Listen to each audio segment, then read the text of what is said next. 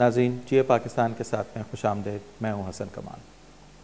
ناظرین کہتے ہیں کہ پاکستان کی آبادی جس طریقے سے بڑھ رہی ہے بہت جلد پاکستان ان ممالک میں شامل ہو جائے گا جس کی میجورٹی آف دا پاپولیشن جو ہے وہ یوتھ میں ہوگی۔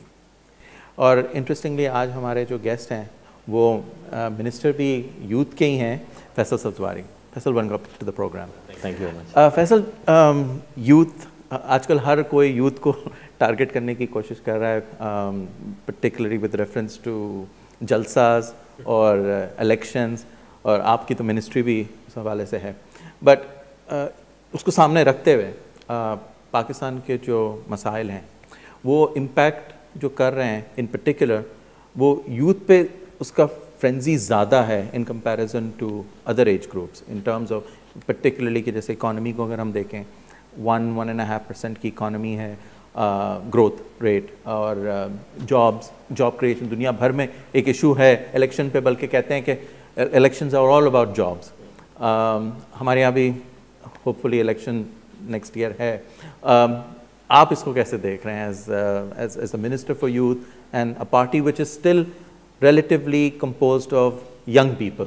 ویل سرٹنلی یوتھ جو ہے وہ یو آر ایبسلیوٹلی رائٹ، صرف پاکستان میں نہیں دنیا بھر میں آپ دیکھیے تو ایک ہائپ ہے کہ یوتھ ایشوز کے حوالے سے آپ کو پتہ ہے 2012 میں ریو ڈی جنیرو میں بھی یوتھ یونائٹڈ نیشنز کا ہو رہا ہے، اس کی ایجنڈا سیٹنگ تھی ساری کی ساری، اور Pakistan incidentally is the youngest country as far as age group is concerned in the entire world. خیر ہمارے ہاں اس کو کہا بھی جاتا ہے کہ یوتھ از آر ایسٹ، لیکن ہم اس ایسٹ میں اضافہ، آبادی میں اضافے کے علاوہ ہم نے کسی طریقے سے کیا نہیں ہے۔ ادروائز ہمارے سامنے اگزامپل انڈیا کی ہے جنہوں نے ہیومن ریسورس ڈیولپمنٹ کے ذریعے سوشل سیکٹر میں انویسٹ کر کے اپنی اس لائبلٹی کو ایسٹ میں ٹرانسفارم کر دیا، and we have had the opportunity. اب liability in the sense of population کو کہتے ہیں؟ Of course we are tremendously over populous nation, اور آپ کی زمین وہی ہے، ییلڈ آپ بڑھا نہیں رہے، انویسٹ ہم نے کیا نہیں، we opted to invest into nukes and cannons instead of humans. تو ظاہر سی بات ہے آپ لوگ پھر آپ نے ایکسٹریمزم میں انویسٹ کیا، آپ نے ایڈونچرزم میں انویسٹ کیا، تو یہ جو اتنی بڑی پاپولیشن ہے جو کہ ینگ پاپولیشن ہے وہ آپ کی سچویشن کو until unless you start investing in your people تو ولنریبل کر دیتی ہے بہت زیادہ ٹھیک ٹھاک۔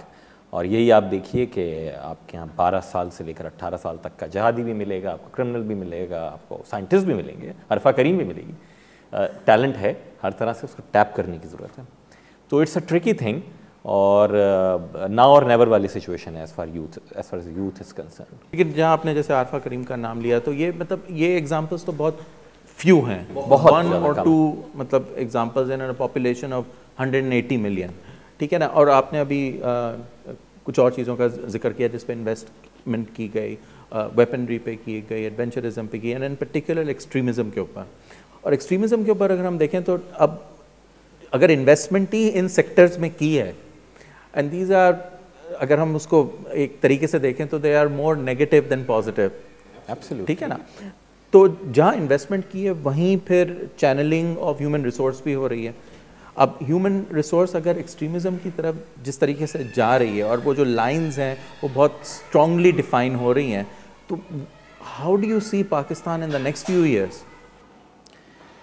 Well it entirely depends on us Pakistanis, rather the state of Pakistan. میں اکثر یہ بات کہتا تھا مذاق میں کہ 2 ایگزامپلز ہیں ہمارے سامنے، ایک ہے جناب افغانستان کی اور دوسری ہے ملیشیا کی، دونوں کہنے کو اسلامی ممالک ہیں۔ افغانستان آپ کے سامنے ہے، ملیشیا آپ کے سامنے۔ ہم چاہتے کیا ہیں اس نیشن کے ساتھ کرنا؟ پہلے تو نیشن بلڈنگ کرنے کی ضرورت ہے، کیونکہ اس ملک میں جو سب سے بڑا المیہ اور ٹریجڈی ہے وہ یہ ہوئی ہے کہ اس ملک کو اون نہیں کیا گیا as a country, as a جنہوں نے چلانا تھا۔ اگر تو ہسٹوریکلی یہ بات سب مانتے ہیں کہ پاکستان آل انڈیا مسلم لیگ نے بنایا ہے، اور سیکنڈ ورلڈ وار کے بعد جو امپیریلزم کا خاتمہ اور سینیریو تھا اور کولونیلزم، وہ نہیں بلکہ آل انڈیا مسلم لیگ نے بنایا، اور جناب تحریک پاکستان کی ایک جدوجہد چلی اور ایک خواب تھا اور اس کی تعبیر تھی اور ایک نظریہ تھا، تو دین وی ہیو ٹو ایڈمٹ کہ جن لوگوں نے یہ خواب دیکھا اور اس کی تعبیر کی جانب لے کر بڑھے, انہوں نے ایک فریم ورک بھی دیا تھا.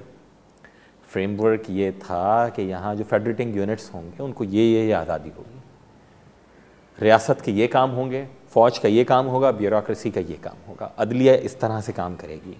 پاکستان میں مذہبی اقلیتوں کو, فقہی مسلکی اقلیتوں کو, جینڈر اسپیسیفک کوئی ایشو نہیں ہوگا, کسی کو اپنے مذہب پریچ کرنے کی آزادی ہوگی. یہ سارے کے سارے اگر لوگ مانتے ہیں, ہم یہ تو مانتے ہیں اور پڑھاتے رہے ہیں کہ ایک نظریہ پاکستان ہے, ایک علامہ اقبال کا خواب ہے, قائد اعظم کی مسلم لیگ کی جدوجہد ہے, لیکن عمل نہیں ہے. لیکن انہوں نے کہا کیا تھا, انہوں نے بھائی خواب کیا دکھایا تھا کہ کس بنیاد کے اوپر پاکستان بنے گا, تو اس پہ ہے نہیں.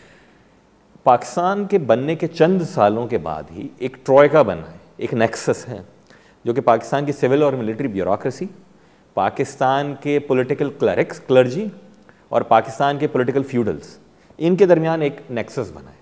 اور انہوں نے وہ میوزیکل چیئر کھیلا ہے اور کھیل رہے ہیں. تو اب جتنے بھی ایشوز ہیں, خواہ وہ ایکسٹریمزم کا ہو, خواہ وہ پولرائزیشن کا ہو, خواہ وہ sectarianism who, economy, governance, corruption, what ever, میرے نزدیک یہ بائی پروڈکٹس ہیں اس میجر مسحاب کے کہ جو ہمارے ساتھ روز اول کے ساتھ ہوا ہے اور ابھی تک ہو رہا ہے. تو اب یہ جیسے اگر ہم اس کو ایک ایکسس آف ایول کا ہی نام دے دیں, یہ تو بن گیا. اب کوئی ایسی سچویشن یا کوئی اسٹریٹجی ہے کہ اس کو بریک بھی کیا جائے؟ دیکھیے, ایک ہی طریقہ ہے کہ ہم اس ملک کی جو اکثریت ہے, جو کہ پور, ڈاؤن ٹراڈن, لیس پریولیجڈ کلاس ہے, غریب, نچلا متوسط طبقہ اور متوسط طبقہ, ورکنگ کلاس جو ہے, وہ یہ بات طے کر لے کہ اسلام پاکستان کی اکثریت کا مذہب ہے, اسلام خطرے میں نہیں ہے. ہم اپنے آپ کو ہی مار رہے ہیں, کسی اور کو ہمیں مارنے کی ضرورت نہیں ہے. ہمارے ہاں جو بھی بائی چوائس پاکستانیز ہیں, خواہ ان کا مذہب کچھ بھی ہو, ان کے عقائد کچھ بھی ہوں, وہ بھی اتنے ہی پیٹریٹ پاکستانی ہیں کہ جتنا کوئی اور ہے پاکستانی. اور ہر ادارے کا یہ رول ہے اور ہونا چاہیے, اور ہم اس طرح سے آگے بڑھیں. اگر تو یہ اویئرنیس آپ سمجھ لیجئے کہ across the party line, beyond party line آ جائے, ہر پولیٹیکل پارٹی میں ایسا ہی کلاؤڈ آئے کہ جو پڑھا لکھا اسی طبقے سے تعلق رکھنے والے لوگ ہیں, تو واقعتاً فلاح کی امید ہے. Because state of Pakistan at this hour needs a very serious reality check کہ ہم نے جانا کیا ہے. اسٹریٹجک ڈیپتھ کے نام پر ہم نے جو کچھ کابل میں انویسٹ کیا, آج پورا پاکستان کاٹ رہا ہے. لوگ یہ بھی کہتے ہیں, پاکستان کے سیاستدان جو اپ کمنگ جن کو کہا جا رہا ہے, یا پتہ نہیں کہاں سے وہ فیڈ لیتے ہیں, کہ جناب 90 دن میں پاکستان کے ایکسٹریمزم کا مسئلہ ہم سالو کر دیں گے. یا تو وہ ادھر they are living in fool's paradise اور we are fools.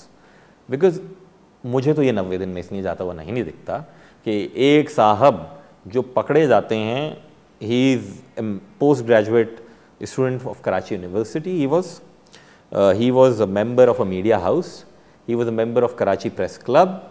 انہوں نے کراچی یونیورسٹی میں جو ایک نماز پڑھنے کی جگہ تھی وہاں بم پلانٹ کیے. انہوں نے عاشورہ کے جلوس میں بم دھماکہ کروایا. انہوں نے اغوا برائے تاوان کی ایک واردات ایک بزنس مین کے ساتھ کی اور اس میں پولیس مقابلے میں مارے گئے, اور انہوں نے فیسیلیٹیٹ کیا مہران جو ہمارا بیس ہے اس اٹیک میں. ڈائیورسٹی دیکھیے ان کرمنلز کی, کہ جب ان کی سہولت ہوتی ہے, کبھی یہ کرمنل بن جاتے ہیں, کبھی یہ سیکٹیرین فینیٹکس بن جاتے ہیں, کبھی ایکسٹریمسٹ بن جاتے ہیں, کبھی پاکستان میں کھیلتے ہیں, کبھی انٹرنیشنلی رینیسانس کے نام پہ کھیلتے ہیں. تو یہ ایشوز اتنے آسان نہیں ہیں. تو یہ ریالٹی چیک اسٹیٹ کو بھی ضرورت ہے. نہیں, جیسے آپ نے شروع میں فرمایا تھا کہ آپ نے کہا کہ جن چیزوں میں انویسٹ کیا گیا, تو یہ یوتھ ہے, یہ تو انہی ایریاز میں پھر جائے گا نا جہاں پہ انویسٹ کیا گیا. دیکھیں, میں ان کو قصوروار تو قطعاً قرار ہی نہیں دے رہا. یہ تو اسٹیٹ کا کام تھا. اسٹیٹ کا یہ کام تھا کہ پاکستان میں اداروں کو درست طریقے سے آپ چلاتے. آپ کسی کے ساتھ انجسٹس نہیں کرتے تو آپ کو تاریخ کو مسخ نہیں کرنا پڑتا. آپ نے انجسٹس کیا مشرقی پاکستان میں, تاریخ نے آپ کو یہ دکھا دیا کہ تاریخ کو مسخ کرنے والوں اور رد کرنے والوں کا کیا انجام ہوتا ہے. مشرقی پاکستان بننے کے بعد اگین پھر آپ نے تاریخ کو مسخ کرنا شروع کیا. اپنے ہی لوگوں کو کبھی بم برسائے, کبھی ان کو غدار کا طعنہ دیا, کبھی یہ کافر, کبھی وہ کافر, اور ایک جو ایول ایجنڈا ہے اس کو صرف چلانے کے لیے ایک امپیریلزم سے نکل کر آئے, ایک اور امپیریلزم کی جانب جو ہے ہمیں لے جانے کی جو کوشش کی. ایگزیکٹلی. تو یہ وہاں اگر ریالٹی چیک نہیں ہوگا تو پھر تو I don't see it going any where. But Faisal ہم ڈسکشن کو ایک بریک کے بعد یہیں سے کنٹینیو کریں گے. ناظرین ایک بریک کے بعد آپ کے پاس پھر حاضر ہوتے ہیں.